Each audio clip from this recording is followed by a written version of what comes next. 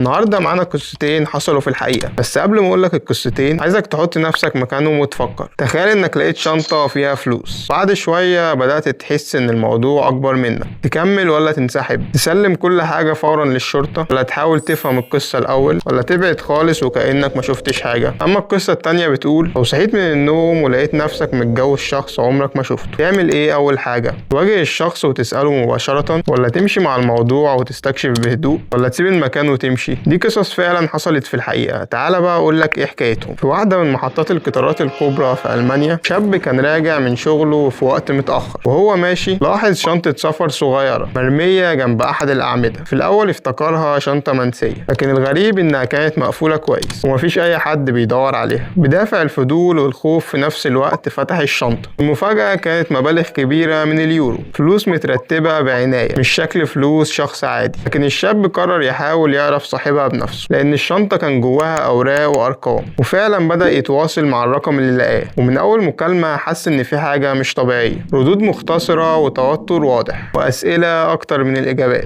بعد ساعات وصلته رسالة واحدة بس: سيب الشنطة مكانها وما تدخلش نفسك في اللي مالكش فيه. هنا الشاب خاف فعلا، خصوصا إنه لاحظ إن في ناس بدأت تراقبه في المحطة. في اللحظة دي قرر إنه يروح للشرطة وسلم الشنطة وحكى كل اللي حصل. التحقيق بقى كشف الفلوس دي كانت جزء من عملية تهريب أموال. الشنطة كانت بتتنقل بين أكتر من شخص، والشاب لو كان احتفظ بيها أو حاول يتصرف فيها كان ممكن يتورط في قضية جنائية كبيرة جدا، رغم إنه ما عملش أي حاجة غلط. الشرطة اعتبرت تسليمه للشنطة هو ده اللي أنقذه فعلا. هل لو أنت فعلا مكانه هتتصرف زيه، ولا قول لنا إيه التصرف اللي اخترته؟ أما بقى القصة التانية، راجل في منتصف الثلاثينات اتعرض لحادثة بسيطة في العربية. ما كانش حادث قوي ولا فقد الوعي فترة كبيرة. دخل المستشفى وفاق بعد ساعات. كل حاجة كان شكلها طبيعي، كان فاكر اسمه وشغله وأهله، كان فاكر حياته قبل الحادثة. لكن لما خرج ورجع البيت حصلت الصدمة. دخل الشقة لقى ست بتتعامل معاه كأنها زوجته، بتكلمه عادي وبتسأله عن يومه، وكانت بتتصرف بشكل طبيعي جدا. بس بالنسبة له كانت شخص غريب تماما، وهو متأكد 100% إن عمره ما شافها قبل كده. في الأول افتكر إن في سوء تفاهم، لكن مع الوقت اكتشف إن في صور جواز وأوراق رسمية وشهود، وأهله نفسهم أكدوا إنها زوجته بقالها سنين. المشكلة بقى إن مخه رافض يتعرف عليها. الأطباء شخصوا حالته إنها نوع نادر من فقدان الذاكرة، بيخلي المخ يمسح أشخاص معينين بس مش الماضي كله. تخيل تعيش مع شخص كل الناس بتقولك إنه أقرب حد ليك. الراجل حاول يتأقلم، لكن إحساسه بعدم الأمان كان مسيطر عليه، وفي النهاية احتاج علاج نفسي طويل عشان يقدر يكمل حياته. قولنا بقى لو كنت مكانه كنت هتتصرف زيه ولا هتتصرف إزاي؟ أما لو عجبك النوع ده من الفيديوهات ما تنساش تعمل لنا لايك وفولو وسبسكرايب. شارك الفيديو ده مع صحابك علشان يجيلك فيديوهات أكتر قريب.